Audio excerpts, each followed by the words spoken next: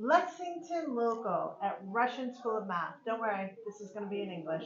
But I'm here with Shona, who is the principal of this, not the way of the principal of a classroom, but the principal of the business, and her able-handed director, Manasi.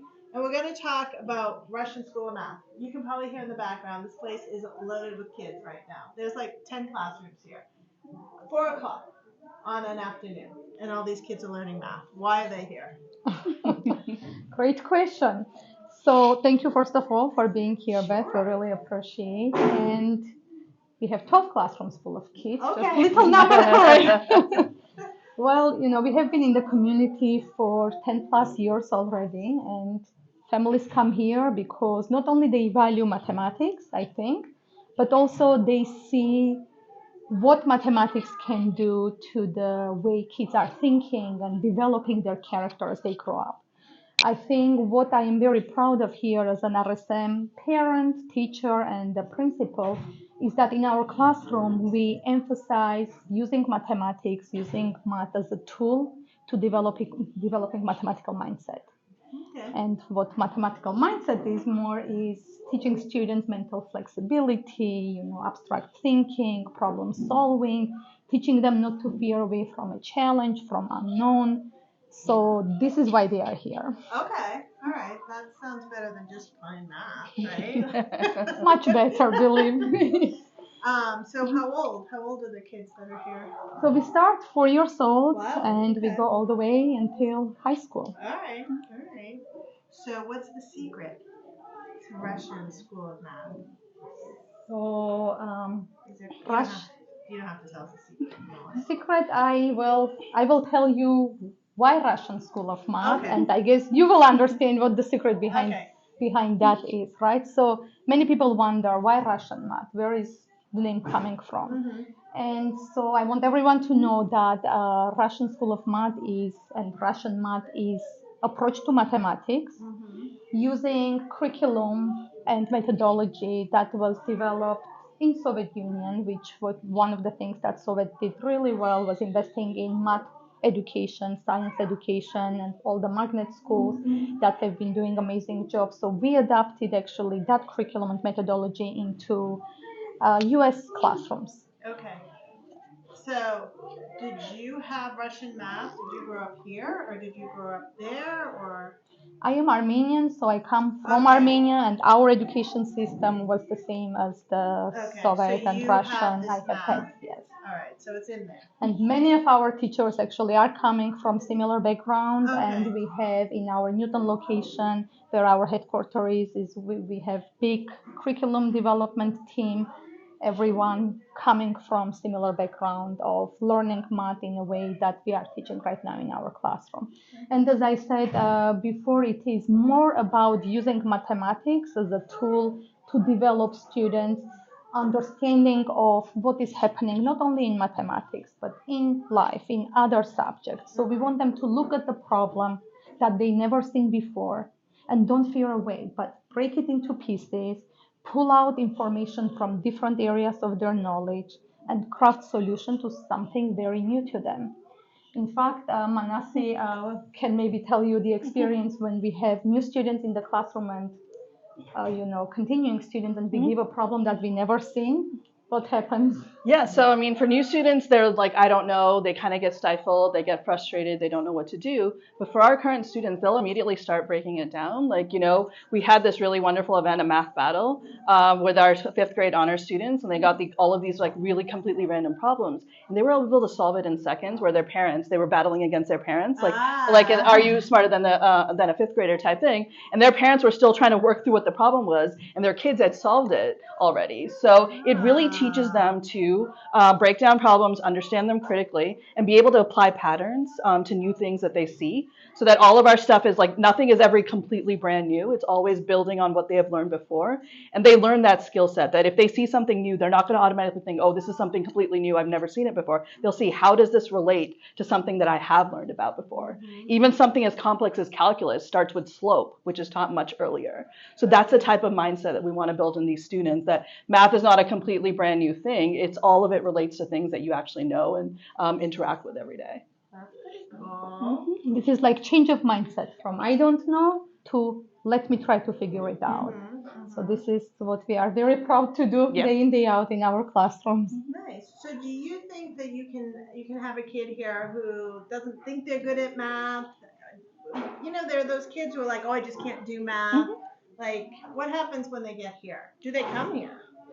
I mean, I can share a personal story from my first year teaching at RSM. So this was my first year. Like I said, I grew up in Lexington, and I had come back here thinking that I wanted to teach, but I wanted to learn in a classroom first, whether that was a methodology that worked for me. So I had this fourth grade classroom, mix of students from all different backgrounds. And towards the end of the year, one of the parents came to me saying that my daughter, math used to be her least favorite subject, the one that she did worst in school. And by the end of the year, it was one of her favorites, and she had turned it around into one of her best subjects.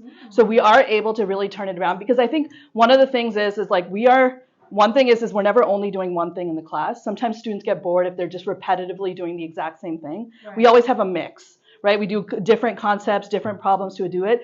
And it's also much more interactive. We break it up with games and activities. So, I mean, it seems like a long time to be in a math classroom, but the time actually passes by really quickly for these kids. And they get to work together, develop relationships, friendships, talk to each other about the problems as well. So it just becomes a much more interactive experience for them that they really do enjoy and take forward.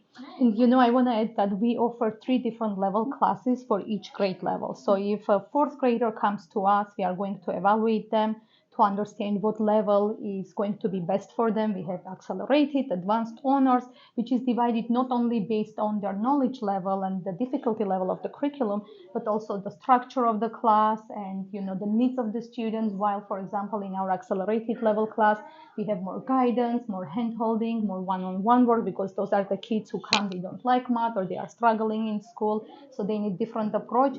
Then we have Olympiad level math kids that we are preparing for state and international level Olympiads.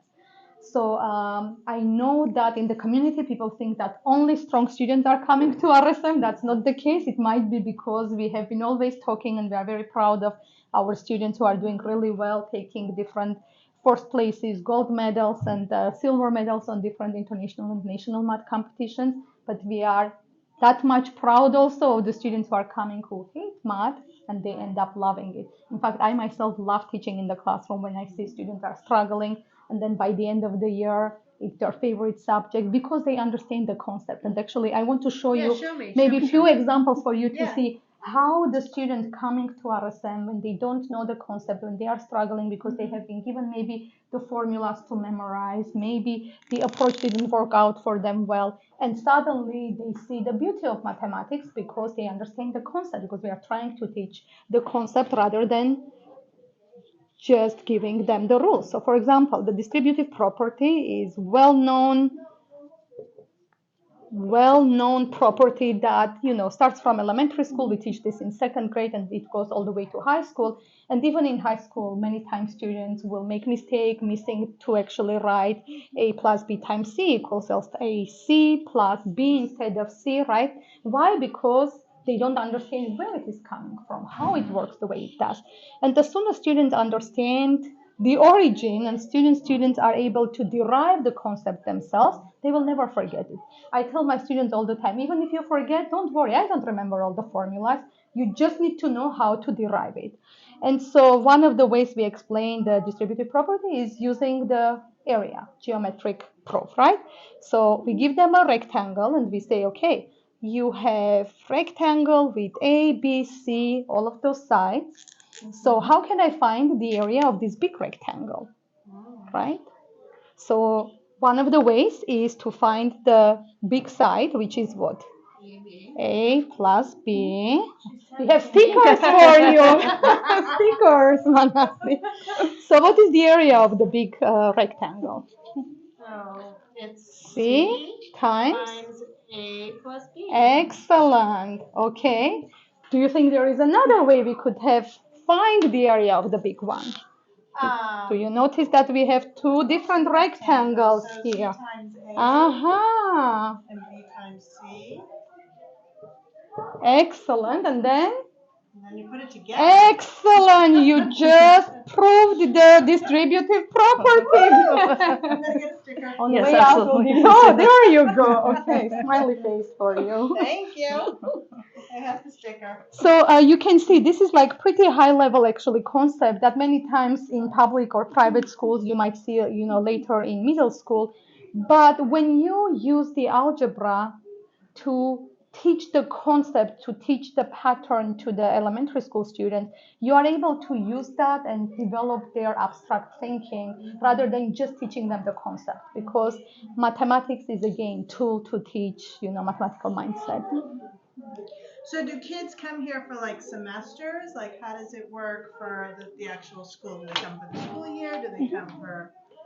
Yeah, we do have a 36-week program, so we Okay. start right after Labor Day and we go until June, so it is a full school academic year program. Okay. We do have a shorter summer program as well, because we do find summer is a great time, especially for new students to the program, to get used to how our program works. Also, summer is a long time, it's 3 months, students forget a lot of times. Mm-hmm. So by giving them some additional enrichment over the summer, a lot of times they start the academic year in a much stronger position because they haven't lost contact with it over that period. So we do have a 6-week program over the summer, but yes, our full program is the academic year. Nice, nice. So yeah, I don't think they had this when I was a kid.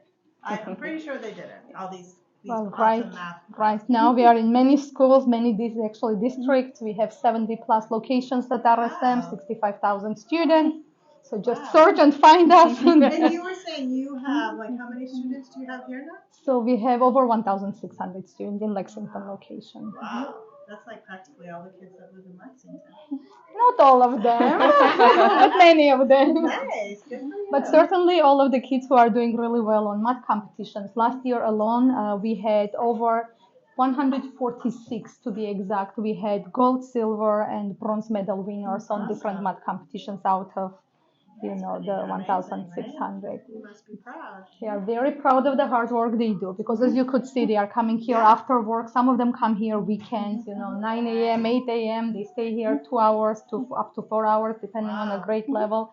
So they work hard, and it's great to see that they get good results. Nice. Well, thank you for your time. This was super fun. I learned Thank math. you. When the camera is off, I'm going to show you a few more tricks. All right.